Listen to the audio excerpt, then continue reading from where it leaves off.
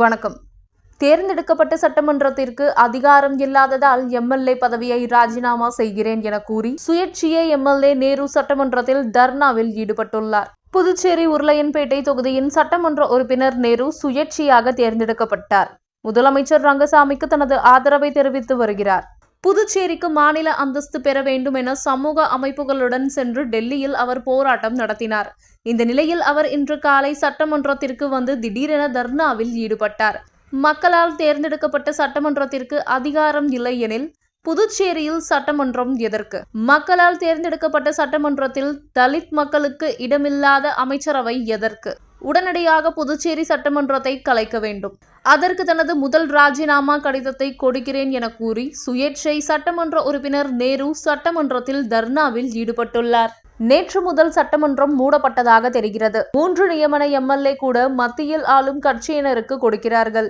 ஆதிதிராவிட அமைச்சரை ராஜினாமா செய்ய வைத்தனர். அதிகாரம் இல்லை என்றால் ஒட்டுமொத்தமாக ராஜினாமா செய்ய வேண்டும். இதற்கு முதலில் தனது எம்எல்ஏ பதவியை ராஜினாமா செய்து முதல்வரிடம் கொடுக்க இருக்கிறேன். மற்றவர்களும் ராஜினாமா செய்து தேர்தலை புறக்கணிக்க வேண்டும். மாநில அந்தஸ்து கிடைக்கும் வரை அனைவரும் தேர்தலை புறக்கணிக்க வேண்டும் என நேரு எம்எல்ஏ தெரிவித்தார். தற்போது எம்எல்ஏ நேரு அவர்களின் பேட்டியை காண்போம். மாநில மக்களுக்கான நலத்திட்ட பணிகளோ இல்ல நமது சட்டமன்றத்தில் நிறைவேற்றப்பட்ட தீர்மானம் முடியோ இந்த உடனுக்குடன் மக்களை சென்றடையவில்லை. இன்னைக்கு சட்டமன்றத்தில் நிறைய திட்டங்களை அறிவிச்சோம். அதுல இன்னும் பல திட்டங்கள் கோப்பு திருப்பப்பட்டும் முடக்கப்பட்டும் அது எதுவும் செயல்படுத்த முடியாத அளவுக்கு தள்ளப்பட்டிருக்கு எனக்கு தெரிய வருது. அப்ப அதிகாரம் இல்லாத ஒரு சட்டமன்றம் நம்மளுக்கு தேவையா?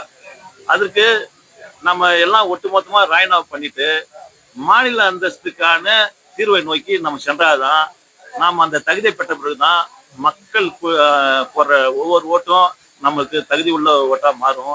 அதற்கு நம்ம தயாரா இருக்கணும். அதை நம்ம சுய பரிசோதனை சொல்லி நேரம் இது அதை நம்ம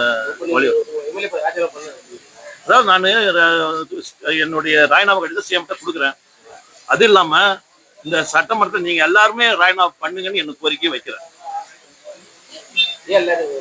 அப்பதானே அழுத்தம் கிடைக்கும். நான் ஒருத்தன் கொடுத்துட்டு போயிடுவேன். அதை பத்தி எனக்கு ஒன்றும் கவலை கிடையாது. நான் வெளியில இருந்து மக்கள் பணி செய்வேன்.